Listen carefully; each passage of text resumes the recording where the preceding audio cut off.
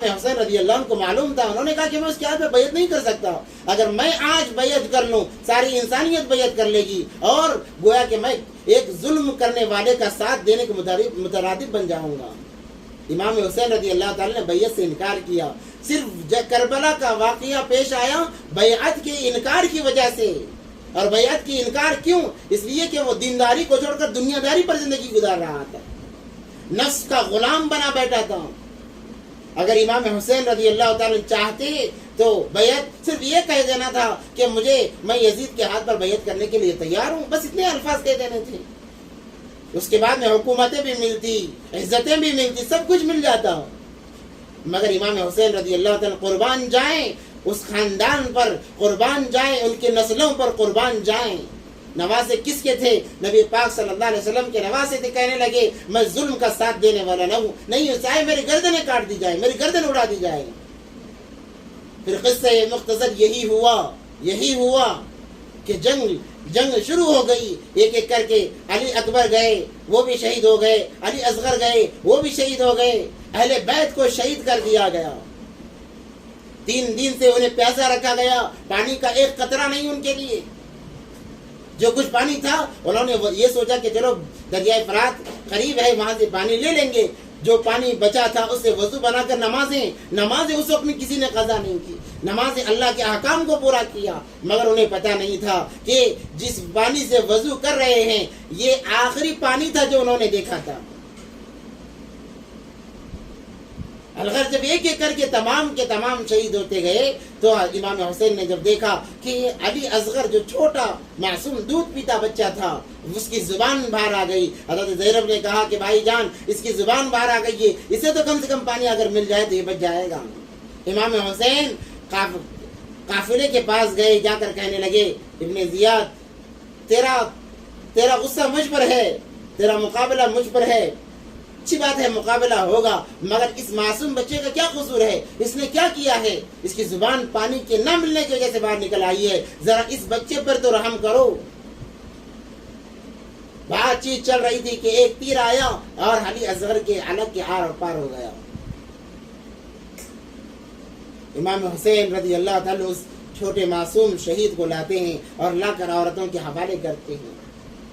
اب باری امام حسین رضی اللہ تعالیٰ عنہ کی تھی کہ وہ قافلے کے اندر گئے اور جا کر بہادری سے لڑے، کفر کا مقابلہ کیا، ظلم کا مقابلہ کیا، اکیلے تھے مگر سووں پر بھاری تھے۔ کئی لوگوں کو جہنم رسید کیا، کئی یزیدیوں کو جہنم کے قریب کر دیا، جہنم میں پہنچا دیا۔ مگر وہاں پر تدبیر کچھ کام کرنے والی نہیں تھی، کیونکہ 2 چیزیں ہیں، ایک تدبیر ہے جو انسان اپناتا ہے اور ایک تقدیر ہے جس کو خدا نے اپنایا اور لکھ دیا ہے لوح محفوظ کے اندر۔ اور ہمیشہ یہی ہوتا رہا ہے کہ جب انسان کوئی تدبیر کرتا ہے اس تدبیر پر ہمیشہ تقدیر غالب آتی ہے۔ یہاں پر بھی ویسے ہی ہوا کہ اس تدبیر پر تقدیر غالب آ گئی۔ جمعے کا دن تھا، لڑ رہے ہیں، جب نماز کا وقت آیا کہنے لگے امام حسین اے مکارو تمہیں ایک تو ترس نہیں آ رہا کہ تم کس سے مقابلہ کر رہے ہو؟ میں آل رسول ہوں، نبی پاک صلی اللہ علیہ وسلم کی خاندان سے ہوں، ان کا نواسا ہوں، مگر تم میری بات کو کیا سمجھو گے؟ میرے نانا نے مجھے سینے سے لگا کے پالا ہے، میرے نانا مجھے سب سے زیادہ محبت کیا کرتے تھے، مگر کوئی واسطہ انہیں کام نہیں آیا۔ الغرض انہوں نے کہا کہ اب نماز کا تمام لوگ مسجدوں کے اندر ممبروں پر خطبے دے رہے ہیں، نماز کا وقت ہو چلا ہے، مجھے اتنی اجازت دی جائے، اتنی مہلت دی جائے کہ میں 2 رکعت نماز پڑھ سکوں، میں نماز پڑھ سکوں، نماز کو ادا کر سکوں، مجھے اتنا موقع دیا جائے۔ مگر ان کمبختوں نے اس کی بھی مہلت نہیں دی، کہنے لگے کہ ہم اس تمام چیزوں کو ماننے والے نہیں ہیں۔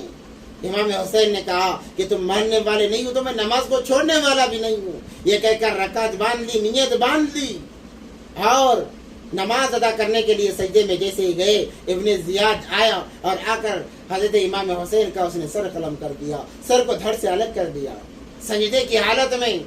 یہ سبق تھا میرے لیے، آپ کے لیے، تمام انسانیت کے لیے کہ میدان کارزار کے اندر تلواروں کے سائے تلے نماز فرض ادا کی جا رہی ہے. اللہ اکبر کبیرہ. آج ہمیں پنکھوں کے تلے نماز ادا کرنے کی توفیق نہیں مل رہی ہے, چھت تلے نماز ادا کرنے کی توفیق نہیں مل رہی ہے. مگر جب یہ محرم کا دن آتا ہے, یوم عاشورہ کا دن آتا ہے, ہم کہتے ہیں کہ امام حسین کے ساتھ ناانصافی ہوئی ہے. اس کے بعد میں ہم کیا کرتے ہیں؟ ارے انہوں نے تو سینے میں خنجر بھوکا ہے, ہم پیچھے خنجر بھوک رہے ہیں. یہ رواج چل پڑا ہے. اکثر ہمارے گاؤں طرف یا شہر میں بھی دیکھ لیجئے, بنگلور کا معاملہ دیکھ لیجئے, ہر جگہ یہ معاملہ ہے کہ گنبد خضرا کی تصویر بنائی جا رہی ہے, کعبۃ اللہ کی تصویر بنائی جا رہی ہے, امام حسین کے ہاتھوں کی تصویر, ان کے سر کی تصویر بنائی جا رہی ہے. اور جیسے وہ لوگ انہیں شہید کرنے کے بعد اہل بیت کو ایک تو شہید کر دیا گیا, جب امام حسین شہید ہو گئے تمام کی گردنوں کو دھڑوں سے الگ کیا گیا. سینے پر ہاتھ رکھ کر سنیے, جو لوگ اس محرم کے 10ویں تاریخ کو جو ظلم ڈھاتے ہیں ان کی حقیقت میں آپ کو بتا رہا ہوں. یہ مکار ہیں, یہ غدار ہیں, یہ دین کے نام پر کلنک ہیں. انہوں نے اسلام کو بدنام کیا ہے, انہوں نے اسلام کو تار تار کیا ہے. یہ سب سے بڑے غدار ہیں. انسان جب گناہ کرتا ہے اس کا ایمان سینے سے نکل کر باہر ہوا میں لٹکتا ہے. یہ لوگ جب اس قافلے کو لے کر گزرتے ہوں گے کسی کے دل میں ایمان نہیں ہوتا ہوگا.